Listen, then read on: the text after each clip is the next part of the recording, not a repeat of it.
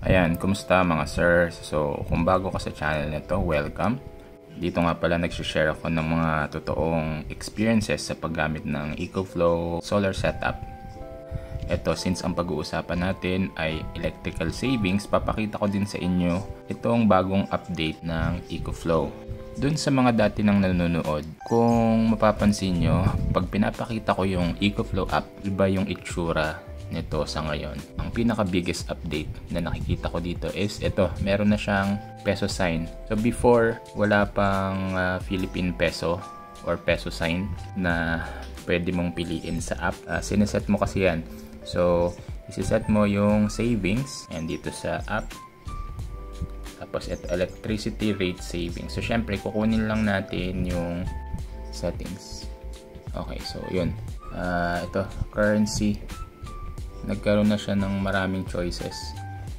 Before, konti lang yung choices. At aside from that, pag pumunta tayo dito sa savings, dito sa earnings natin, makikita nyo na yung daily view kung magkano ba yung na-generate nating energy. So ako for this setup, dito sa area namin, nag-average yung per kilowatt hour ng 13 to 14 pesos. So nilagay ko lang siya sa 13. Ayan, tignan muna natin. Oh.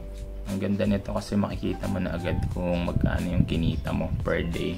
Ayan, ito yung July. So ngayon is July 23. Gabi na. Medyo maulan din kanina. So ayan. Naka 64 pesos lang tayo na savings. Grabe yung 21. Ito yata yung buong araw umuulan. 6 pesos lang.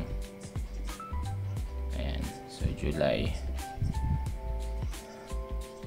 Pakita natin yung June. Ito yung June.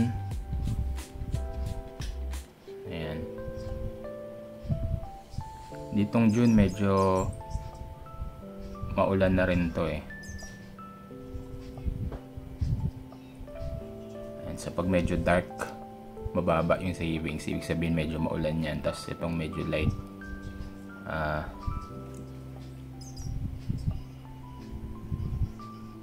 medyo mataas yung earnings natin dyan. Okay. Now sa May,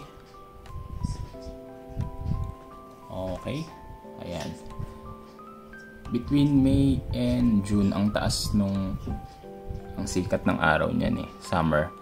So dyan talaga medyo maganda yung earnings natin sa solar. Ang ganda nung update nila na to. Makikita natin dito lifetime earnings 5,514. Pero kasi hindi to accurate. Unang-una nawala yung data ko for May. Nawala siya. Nawala din ngayon. Oh. April. Nag-start ako, alam ko, around March. So, nawala yung data. Kasi ito, alam ko, nasa around 9,000 na siya eh. So, ayan. Ang ganda lang.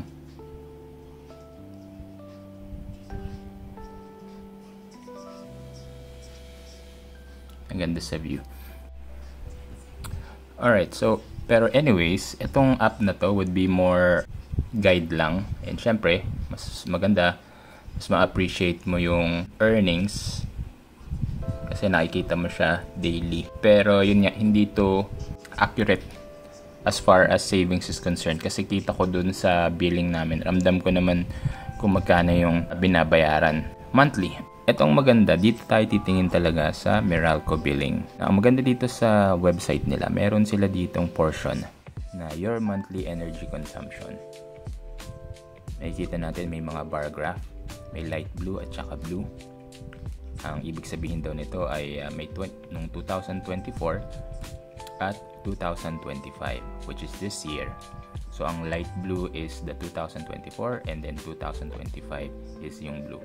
So kung paano ko siya titignan is i-compare ko yung consumption ko from the same month of the previous year to the same month of this year. para makita ko, ganun ko siya titignan para makita ko yung magkano ba talaga yung nabawas, or magkano ba talaga yung babayaran ko dapat for the same month of the same year. Like for example, dito January, since wala pa akong solar nito, ayan, halos magkadikit lang yung graph. Ayan, so medyo bumaba, okay, pero I'm expecting na same yung amount, parang same lang din siya dito, hindi ganun ka-significant yung decrease, lalo nung March. Ang billing cycle namin is every 12th of the month. And I think sakto yun eh. March 11 or 12 ko nakabit yung solar panel, yung aming EcoFlow inverter. So, 2 inverter lang siya nun. Wala pa yung Delta 2 Max. And magre-reflect yung changes dito sa April. Okay, so ito nung April from 589 to 538. Ito I would admit, nung mga unang months kasi na to, hindi ko pa alam. May mga adjustments, may learning curve din sa paggamit ng EcoFlow. Kailangan tama yung setup mo sa app, and then dapat meron ka ding mga smart plugs kasi hindi magiging optimize yung paggamit mo ng energy na napoproduce nung solar. So nung April wala pa masyadong savings, okay, 589 to 538, bumaba, yes, pero hindi ganun kalaki. Pero ito talaga yung makikita nyong sobrang laki ng impact from 715 to 272. So, mataas yung sikat ng araw niyan eh. Na itong June, mababa pa rin compared sa previous year, 675, naging 374. And then from July naman is 678, naging 455. Kung mapapansin nyo dito, if we will compare it month on month, tumaas yung consumption namin from Meralco. Kasi nga, recently, sobrang nag-uulan. Okay, so ito hanggang July 12 lang ito. So, July billing cycle. Tapos yung July 13 to August 12 dito na mapupunta. So, paano ko ba gustong tignan yung aking savings? Ganito ko siya i-compute para sa sarili ko. And I think it makes sense. Kasi kung halimbawa, May last year, naka 715 kami. Kung wala kaming solar panel, I'm expecting it's around this much din yung aming magiging consumption. So, maglalaro kami dito. Diyan. Ayan. Kasi kung titignan ko siya as May 272, tas tumaas kami ng 374, tas 455, parang lugi na agad ako eh. Parang wala akong realization ng savings, di ba? So, I'll choose to compare the savings from last year to this year. Paano ko ba siya gagawin? Wala ako ng spreadsheet. Alright, nilagay ko na rin yung April kahit na sobrang baba nung savings. So, 589 naging 538. Check ko lang kung tama. 589 to 538. Again, itong mga numbers na to is kilowatt hour. Kasi yun naman yung measurement kung paano ba tayo ibinibill ng ating utilities. So, May is 715 to 272. 715. Double check lang natin. Tapos, 675, 374. Okay, so July, yung pinaka-latest is 678 to 455.